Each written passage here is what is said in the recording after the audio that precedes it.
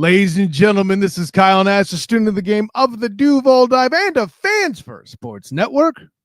And I'm Travis Holmes with BigCatCountry.com. And you're hearing this thing on the Believe Podcast Network, folks. The world is officially shocked. 31-28, your Jacksonville Jaguars on Monday Night Football. By the way, we got some breaking news.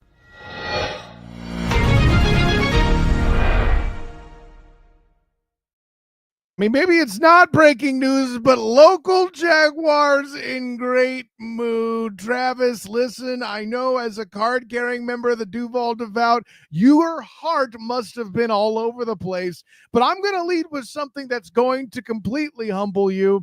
I would like you to officially apologize to Jonah Monheim. Why do I go there first? That's a great question, Duval Devout. And I know Travis knows. I see him smiling big. This dude was holding it down against the Kansas City Chiefs interior that featured Chris Jones as the backup. That's right. Robert Hainsey had to lead the game for injury. This young man, Jonah Monheim, 6th round pick, I believe it is, held it down while Trevor had time to fall, get back up, stumble again, and find his way to Duval dive into the end zone. He did that because he knew we'd be listening, Travis. Please apologize to Jonah Monheim. Thank you very much. I guess I owe Jonah Monheim an apology. Cool. My bad for not knowing your greatness, sir.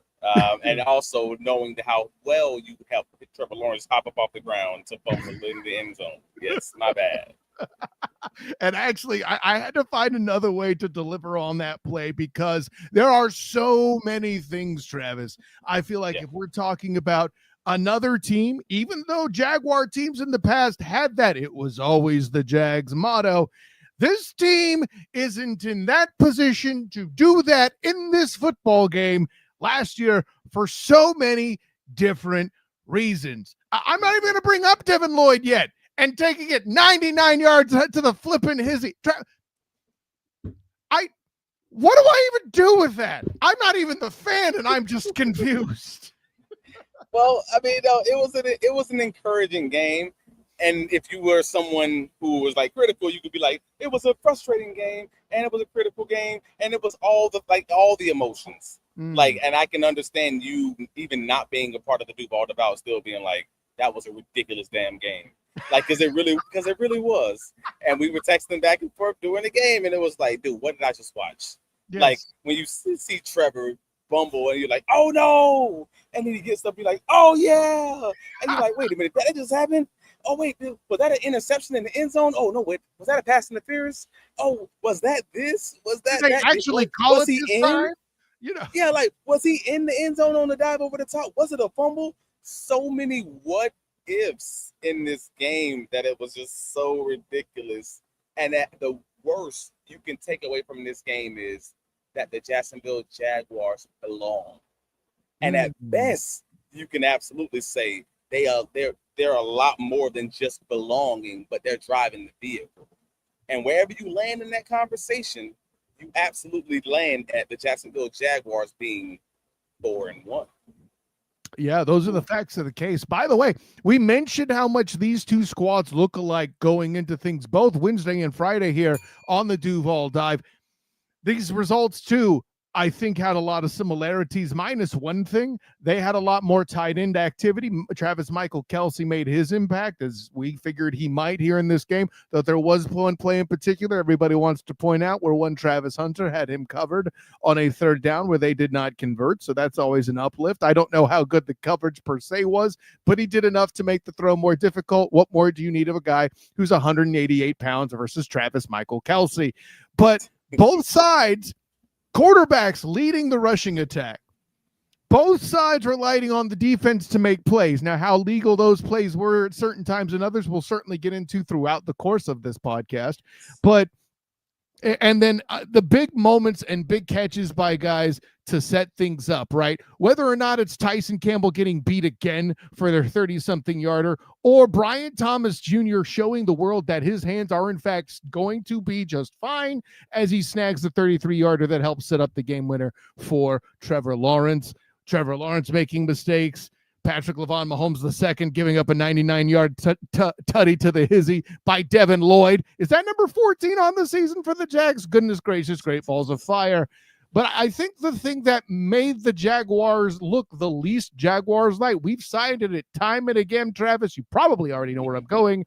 4 penalties on the night for the Jags for only 25 yards, 13 for your defending AFC champion Chiefs, 13 for 109 yards. Clearly the biggest piece. And I think we talked about this, letting the Chiefs beat themselves if they can do so, helping themselves for once with the Jags, right? No, yeah, I think the Chiefs were sloppy. And that's not to say they played like a bad game overall. Like, I actually thought they played reasonably normal for how they normally play when you're not playing the Baltimore Ravens. Like, I actually think that's kind of how they have played throughout this season and even last season. I mean, we talk about this, like, for any of the Kansas City Chiefs fans who are watching and listening right now, cover your ears. That the Chiefs would religiously play things on the margins in the 2024 season. You and I, Kyle, have talked about this in the past seasons. Like, they would just try to get to the fourth quarter in situations that look very much like today's game and win on the margins. They would win at the end because they knew they had the quarterback to do it. And frankly, they almost did tonight. Oh, like, my God, that's a great call out, right? What was it? 8.5 minutes they got the ball in the fourth quarter. They played that ish below the 2-minute warning. It was an absolute art form by the Chiefs offense. Yeah. I mean, that was nearly it. Like, we would have easily been having a different conversation had they just been stopped for another down or two, and all of a sudden the Jaguars use those timeouts. Like, it's all worked out great for the Jacksonville Jaguars to be able to get that ball back and to move down the field. And then shout out to Trevor Lawrence. Shout out to Brian Thomas Jr. for actually making that sideline catch on an incredible throw. Like, all of those things happened to make what tonight's party in Duval County. Like, I'm outside the stadium. I'm overlooking the construction and all the cars of everyone leaving the stadium, and it's just like, oh man, everybody, you hear all the Duvals everywhere. Everybody's happy. Like, it's a good night for Duval because you guys deserve it. But also, Trevor Lawrence, shout out, bro. Like, hell of a game, 3 total touchdowns. It wasn't perfect. It wasn't the prettiest.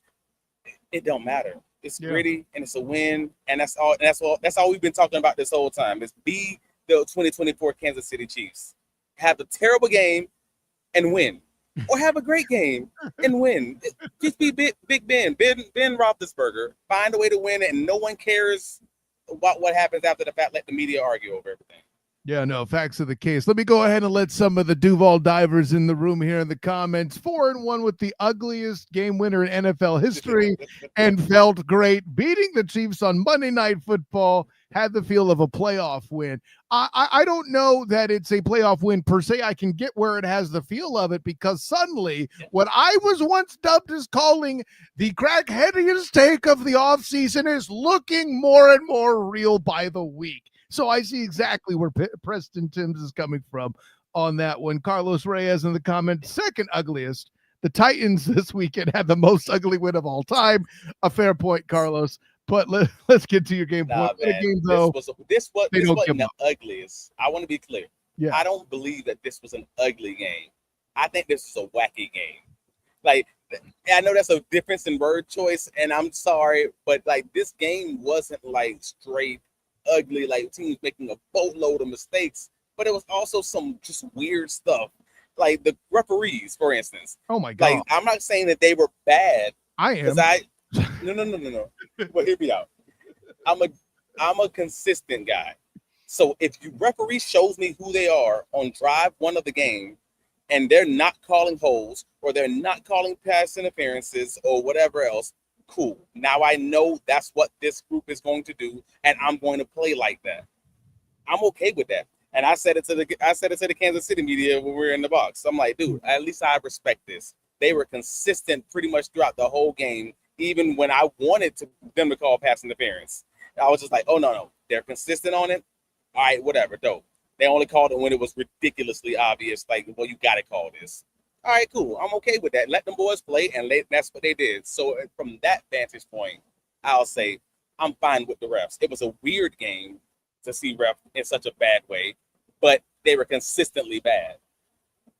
It's an interesting take, and I'll ask this on behalf of the Duval Divers, myself here, because I know it'll come up in the comments sooner or later. They were consistent unless it was really bad. I know that people thinking Parker Washington getting knocked the bleep out like he was in Friday messing with, trying to take Debo out was one of the more blatant ones. That was one hell of a game turner. I get where you're going with the first one with the Kelsey touchdown and the obvious pick, but it's within a yard. It felt Belichickian in nature with a thoroughly intelligent manipulation of the rules. This is the thing Andy Reid does. I get it. But that Parker Washington one was a little different, wouldn't you say? That was rough. No, that was rough. But if I'm being real, I missed what happened on Parker Washington on the original before the replay. So I actually only saw it on replay because I was like, dude, what the hell happened to Parker? Like, did he trip? What happened? So if I'm saying like, hey, I don't know what happened, then maybe the ref missed it. Like, I don't know. Like, it was obviously and blatantly a bad call.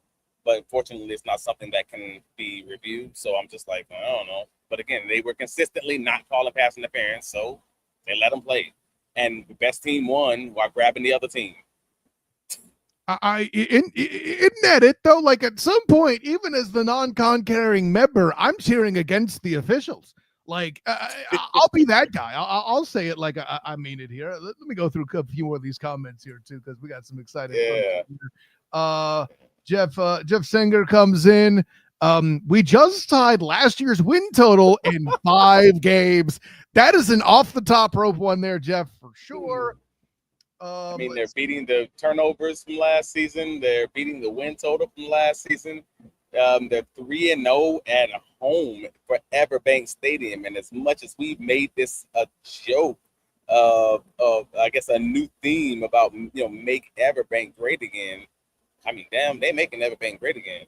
Like, let's be clear, the Jacksonville Jaguars right now have made Mega 2025 a thing because EverBank, they're 3-0, and your home field advantage truly feels like a home field advantage right now in Jacksonville.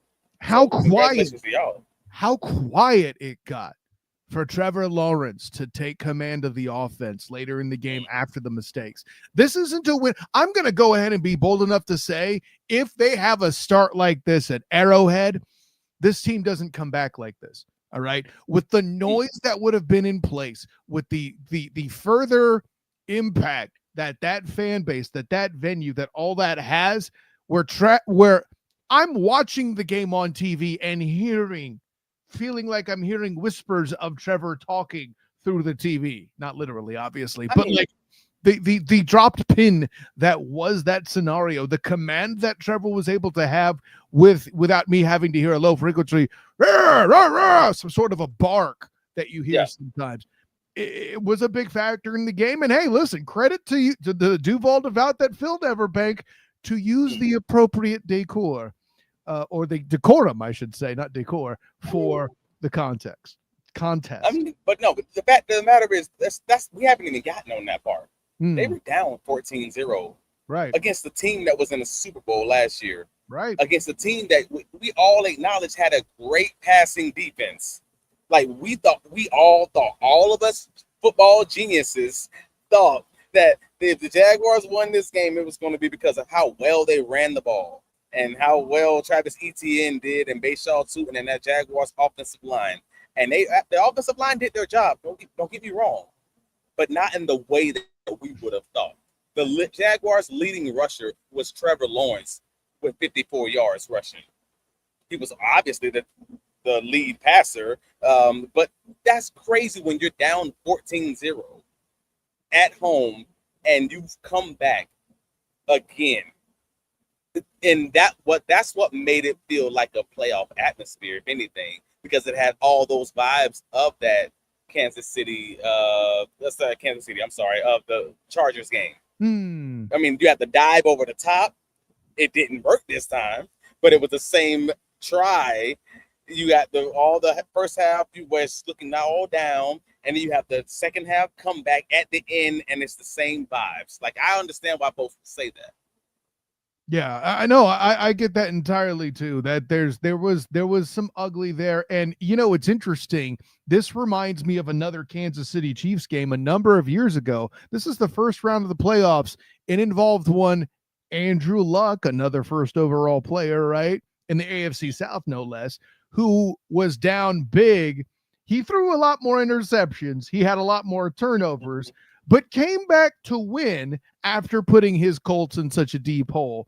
And it was because he basically took the game over. Now, Trevor did a lot more running. The true commonality is the digging up the hole in the Chiefs.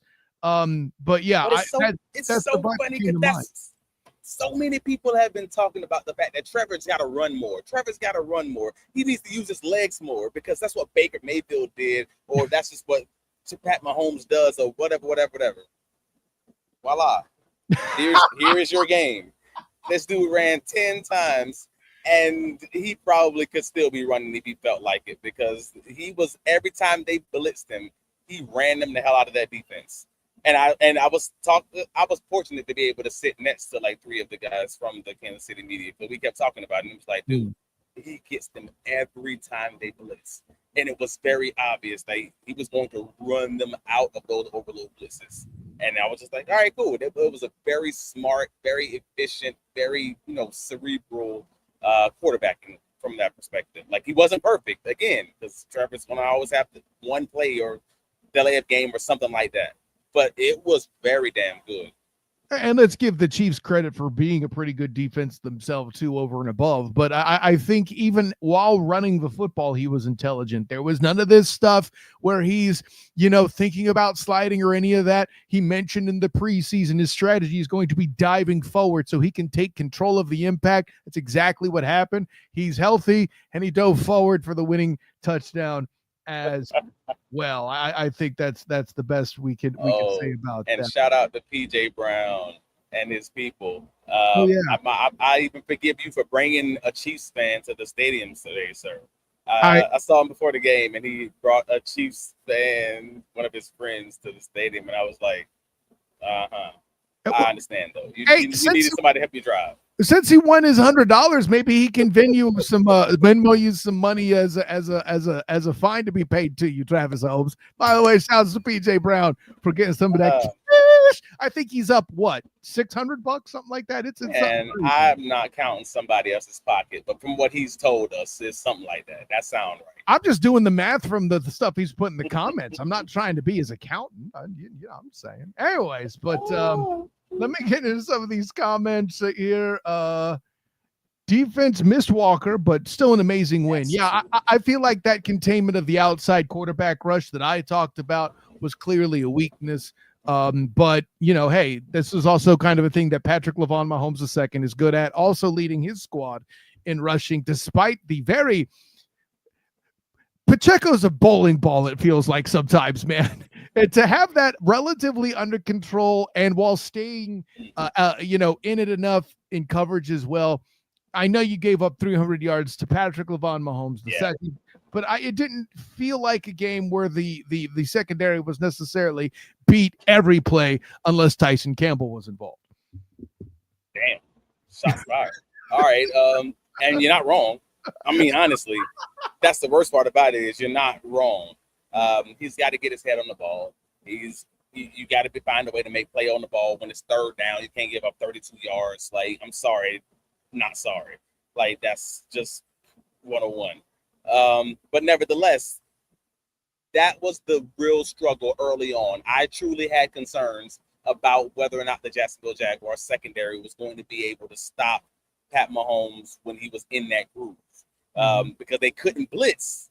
Because every time they blitz, exactly what we told you guys on Friday's Duval Dive. We showed you video evidence of the Ravens blitzing him, Pat Mahomes, him drifting away, finding Kelsey on those over routes, and then he does something very similar on a corner route with Tyson Campbell not able to get his head back, and Pat Mahomes find that extra seconds, and he's going to keep making you pay to do it. So I was happy to see the same thing happen because that lets me know I'm not crazy. But I wasn't happy to see it happen against the Jacksonville Jaguars. And they had to stop blitzing. Yeah, they had to stop blitzing because of it, because it was going to become the Cincinnati Bengals game all over again, where you just don't have the dogs in the secondary to be man on man with these guys. And Pat was going to be surgical underneath your zone if you just kept. So you had to figure out a way to have tight zone, but also be a little bit tighter on the receivers, I guess. So, and they figured it out later in the game. So I got to give them that credit. Yeah, absolutely. I mean, worst of all, the one beat on the 3rd and 9 for the 32 yards, where a rookie gets behind him and was on the Dewey Wingard blitz that went so well. But I'll leave that alone with that. That's just me being hurt on behalf of Dewey. But let me go through things. John G says, Kyle kind of speechless. Let's go. Yeah, and listen, I for those of you members of the Duval Devout who were just dumbfounded while watching the end of that game, I was right there with you. The only thing that helped me find the gift of speech, other than meeting with my personal champion here after the game, was being able to refocus, finishing my article on Fans First Sports Network. So there's that. But no, I mean, it's weird because they played such a good game. Well, during Carlos Reyes, after the first quarter, it felt like the offense really figured it out. Having backups come in as the game went on and not slow the team down is incredible. Couldn't say that last year. Boom. And I will agree. Like, again, overall, they played. They figured it out. But what they figured out from my perspective was the fact that they were just comfortable with those 3, 5, 6 yard runs, and Trevor was comfortable using his legs. Like, that to me was the only difference between this game and many of the games you've seen this season, when you guys might leave the game scratching your head at the offense. Like, you'd be like, well, the offense just can't figure it out. Or like, there were still 1 or 2 plays on the field where the receivers and the quarterback weren't on the same page. You will have the one of the red zone plays where Travis Hunter does like a corner route, and you have ETN underneath. And then after the play's over, Trevor Lawrence immediately goes over to Travis Hunter, and they're just talking through, trying to figure out. And no. You ran your coverage towards Travis Etienne. You made that up, messed that up a little bit. Or you have a different play where Brian Thomas Jr. is supposed to go out, and he sits in the zone. Trevor throws it wide. They end up getting a penalty on it, but it was just like they weren't on the same page. You still have those things happening. But Trevor is extending plays with his leg or getting first downs, so no one's complaining about it. So they're still figuring out how to get on the same page. But Trevor's making it so that they have the time to continue working through it, because he's finding ways to just grit it out. Yeah, 100%. And I think if they were going to blitz, and the Jags were easy, it felt like the Jags were trying to attack with deeper passing too. This was the game they wanted to open it up, which feels weird with all the points we've made about the secondary, but I still get that feeling. But I think the reason that comes up, Travis, is there was, after the game, Scott Van Pelt asked Trevor if that was in the game plan. Now, obviously, he's not going to be like, oh yeah, we drew that totally up. We chose what for. No, but like, you have to feel like that was an element of, hey, listen, we're going to try to throw deeper. Should they fail to get open, because this group is good like that, at the end of the day, use your legs to make them pay for it. And I definitely felt like that was part of the play. That it helps that you. So in one way, it helps because this team was one of the things we didn't talk about, and I want to be real. Like, we talked about the fact that this is going to be a defense that's going to play a lot of 2 high shells, cover 2s, cover 4s. But what we didn't talk about is the fact that this is a team that also plays a significant amount of man defense or cover 2, cover 4. So if they're not playing cover 2, cover 4, they're playing 0. Not like cover 1 with a free safety in the middle of the field, but they're playing man on man with no safety, like, often. And because of that, you have to have it in your playbook to say, if you get this look, try them deep. Like BTJ go. Travis Hunter go. Like, you have to have those, for example. Yeah, you have to have those opportunities in the playbook, because you know this is going to be something that you're going to see in this game. So they took those shots. But what you didn't see, interestingly, is back shoulder fades. You ain't see that. You got man-on-man coverage. It's like, no, BT, you go. Travis, you go. We ain't doing this back shoulder stuff right now because we don't have the time to figure out whether or not we're on the same page. But what we know is for sure, I got man on man. You got to step on him. Take that. Call it Diami. You go. He had a significant catch on that last drive. Everybody got a little something on that. My inverse red zone, my all zone, my go zone package was definitely a thing in this football game tonight. 100%. I hear you for sure. So I understand it. So like the passing game, if they can get anything close to resembling this 221-yard game for Trevor Lawrence, with the running game performance that we are used to seeing, because this is obviously not it. But if they can have anything resembling what they're used to seeing from Travis Etienne, Bashaw Tootin, and those guys with this version, this iteration of the passing game, I think the Jacksonville Jaguars they're already 4-1, but let's be real. Like I'm thinking this is a damn 12 win, 13 win team, and that's weird to say from coming out of my mouth. Yeah. Like I'm just being real about it. It's not a crazy difficult schedule, and you just beat one of the harder teams that's on it. Yeah, I mean, what was it? I think our guy Ryan Hacker of 1010XL tweeted out before the game, said something about, hey, regardless of how this game goes, a month ago, if someone said to you 3-2, you'd be like, all right, now you'd be ready to go. 4-1 wasn't supposed to happen, and yet it was always the Jags, right? It's a whole thing with that. On the bingo card. Yeah, who knew? It's not the center square, but damn it, I was looking for that mid row for some time now. Yeah, but, and heads up for all the people who maybe didn't see first thing first when they put out the Trevor Lawrence stats before the game, talking about how rough it's been this season. I'm curious of what they're going to say about his play today, because again, 3 total touchdowns, 220 yards passing. The leading rusher on the team with 54 yards rushing, 5.4 per carry. That'll do. Like, even when you say if you want to say he has 2 turnovers, he had 2 turnovers, but one of them was on 4th and 1. It was going to be a turnover on downs anyway, so it doesn't really matter. It was negligible turnover. And then you had the second one, which shouldn't have been an interception. It should have been a pass interference. So, just like the Houston interference that resulted in the interception last year. That's going to happen. It is what it is. And I think the element of the lack of a significant sample size, listen, first things first is notorious for not considering their statistics before they flash it up. I think the teams and defenses that the Jags were playing to this point matter.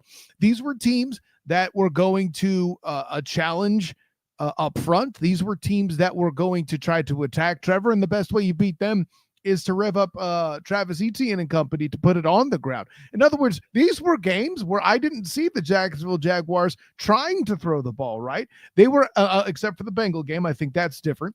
But all of the games at some point, the Jags were trying to rip off clock, which means your quarterback is not throwing the football. It was certainly true, I think, at one point, at least in the Panther game. I think an element of that was true in both the Niner and Texan games. Because at some point you're just trying to make sure you make as few mistakes as possible and let your defense let the other side suffer, because they have been all game.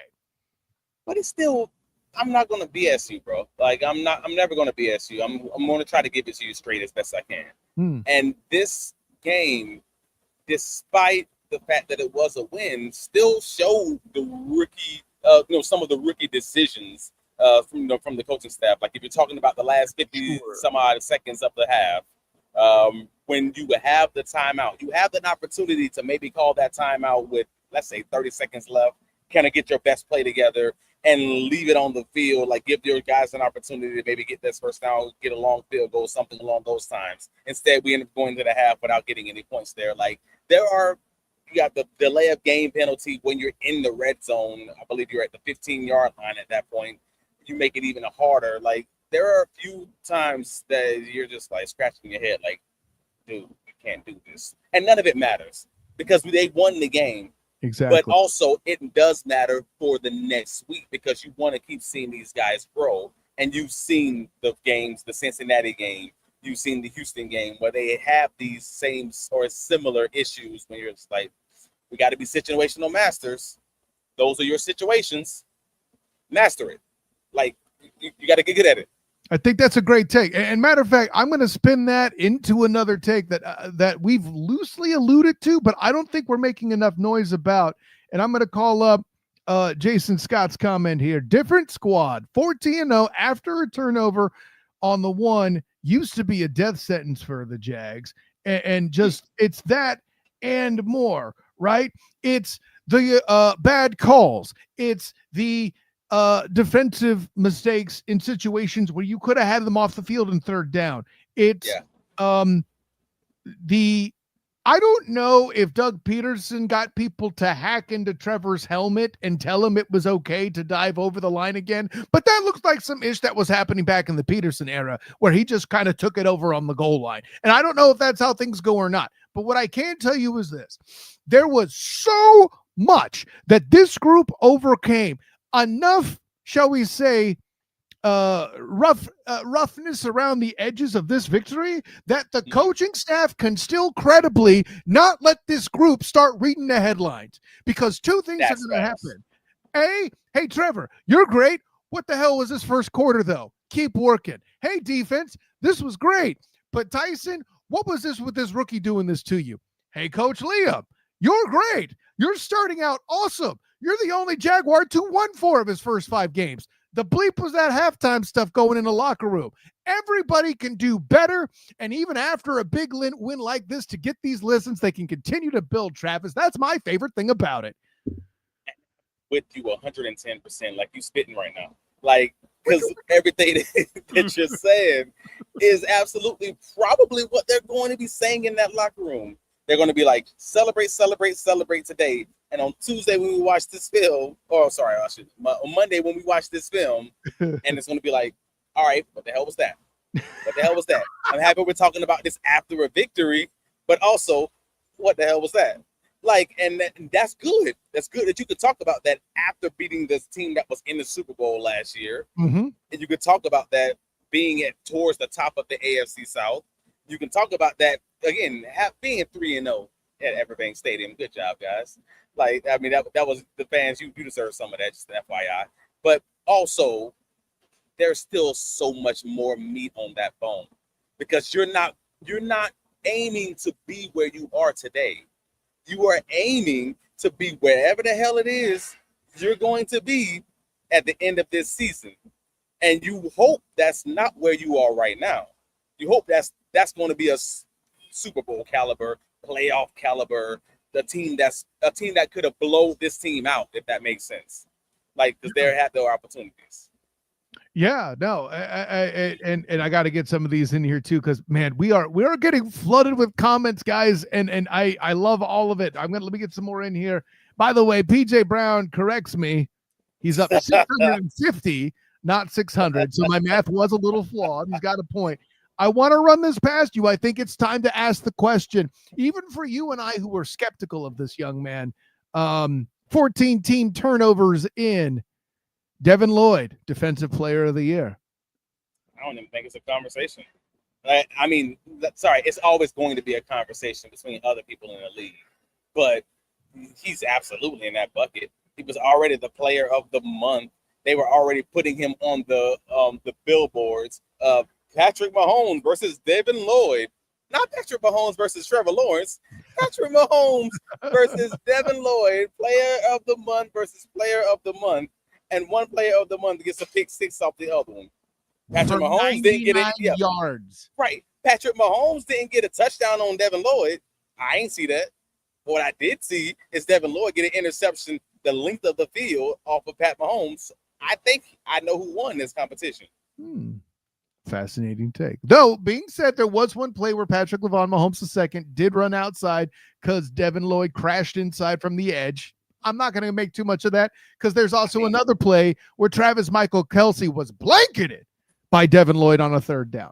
So, hey, Lloyd did miss the tackle on the Kareem Hunt touchdown, too. He was the only one that could have made that tackle. But it wasn't Pat Mahomes. Yeah, that was still a tough play. He was the best position. I'll give that too. Let's see. Storm the Desert points out Jordan Monheim in the comments. We opened the show with that, Storm. I just want to let you know we saw it. Gosh, these comments are off the chain, y'all. Like, it's either other intelligent points we've made or you guys just being excited as hell about this win. Both are appreciated. It's okay. I just want to review these keys to the game, and while you're looking through these comments, Please. they got the deep passing going. Of course, they got the 33-yard reception from BTJ and the 44-yard reception by Hunter. The Jaguars controlled the clock. I believe they actually won the time of possession in this one. At least they were at the half. So you got that going for the Jaguars. They did end up losing the time of possession after that last drive. They end up losing 31-59 to 28-01. So they didn't control the clock, but they controlled the game before that last series, if that makes sense. They got gritty. I like it. I don't know about y'all. I think y'all probably like it based on these comments. People talking about getting sauced and everything. And the Jaguars, undoubtedly won the second half. So we're good there. Yeah, and I want to throw this point in there too. You being the defensive back, I wanted to give this dude his flowers for a bit. Travis Hunter looked like he pulled up with something. I don't know if it was a hammy or what. Very next play, I feel like they targeted Monteric Brown saying, hey, listen, Travis Hunter's out. We got their physical corner in the game. Let's give this kid a shot. Bam, he gets a pass defended very next play after Travis Hunter leaves the game. I was stoked about that. It's just another element of this group's depth, wouldn't you say? Yeah, man, Buster's balling. Like, I mean, he has this limited snaps, and he's in the contract year, and he obviously missed some of his training camp with his injury. But no, when he has his opportunities, he's been playing just fine. Like, I was actually shocked that from a Kansas City perspective, I was actually shocked that when Buster came in earlier in the game that they didn't go at him, because they had Xavier Worthy on Buster Brown one-on-one. I'm probably, if I'm Pat Mahomes, going at him, because I think he has a speed advantage, but they didn't. And when they finally did later, he just made a play on the ball. So I got nothing bad to say about Buster. Like, he did everything he was supposed to do. And Tyson did have a great run stop where he pinballed the running back in the red zone. Like, I will give him that credit. As much smoke as folks are giving him right now, deservedly in the passing game. He did do well in the run game on a few different plays. Saw Eric Murray coming back up to smash some dudes too after the injury he suffered against the Niners. Good to see him back in there, laying some wood too there too. That was a great thing to see. Obviously, we'll see Travis Hunter's status throughout the week as well. Oh, he's laughing at something. What am I missing? Oh no, no, I didn't take it here. That Robert, you're good. You can have your opinion. I just need the public to know. I didn't make that comment. Robert Kemp says, man, Tyson is a linebacker at this point. Oh man, y'all wow. Say, is it Eric Murphy? He's going to take himself out the game. Yeah, I mean, he's laying some wood. Like, can we just not do that to like Derrick Henry or Cam Scatterboo? I'm so glad that the Giants aren't on the schedule. That's all I'm saying, because I don't want Eric Murray and Cam Scatterboo. That would be rough. No, God knows somebody's going to get hurt in that collision. That's all I'm saying. I guess.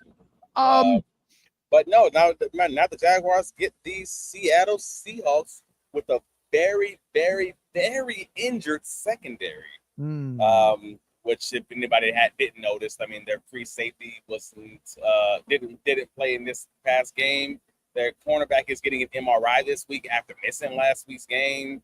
One of the nickelbacks also has a concussion that ended up leaving this past game. So this should be an interesting one. I'm looking forward to previewing this one on Friday, but also talking about this game a little bit more on Wednesday coming up. Sure. And I think the biggest element of this is the mental toughness question. You had an emotional win at home. Can you take care of business against the Seahawks? And then I'll say this, is this another NFC West team that they're catching at the right time? Sure, it's not the Niners. They aren't as good as the Niners. It ain't any of that. But I think we've made all the points. I think we've let the people celebrate. Travis C. Holmes, tell the world where you could be found. You can find all of my writing covering the Jacksonville Jaguars, BigCatCountry.com. Please go and take a look at the post-game recap there. You can find us on the Duval Devout podcast. Obviously, if you're listening, please click that like button. Please subscribe. If you're listening to us on the audio, please rate and review us, help us out there. It costs you nothing, but it helps us out tremendously. and we love how this thing is continuing growing. But that's only because you guys keep liking, keep subscribing, and it throws it out there to the algorithm so other people can find us and be like, hey, how did we just find you? You guys are fun. Exactly, man, because y'all, you got to tell these other people to stop being selfish and click the like button and comment and keep this thing moving along. You know what it is. Come on. Duval. Listen, we talk Duval for all y'all, whether we're card-carrying members of the Devout or not. For all y'all. I'm just saying. So, of course, this is Kyle Nash, the student of the game of Fans First Sports Network, writing for your Jacksonville Jaguars and the Orlando Magic. By the way, the NBA is coming up. I'm doing that whole thing there too. Of course, you can find me on the socials at the SOTG on Twitter, Instagram, Threads, and Blue Sky, or as the student of the game on Facebook. Also, my work with the Bolt Blitz Uncut and, of course, the Black and Gold Banneret. I'll be potting with them tomorrow night. They're being courteous enough to let me cover this huge win on Monday Night Football for you guys. So there was that. Make sure you check that out, blackandgoldbanneret.com. And the Night Shift podcast, trying to follow the Knights there, find their first win in the Big 12 and see the status of their quarterback and their injury situation, because good gravy, that's a rough place to be. And, of course, Booga and the Bolt Blitz Uncut, all that's coming up. All of that I'm recording tomorrow night, so look for that in all the places. But most importantly, make sure you're following the Duval Dive YouTube channel and podcast so we can bring you more of the stuff that we promised. Because, guys, we have fun talking with you. We hope you enjoy talking with us. So, for my personal champion there in Duval County from the great, because EverBank has been made great again, stadium, this is Kyle Nash, the student of the game. And until next time, everyone, class dismissed.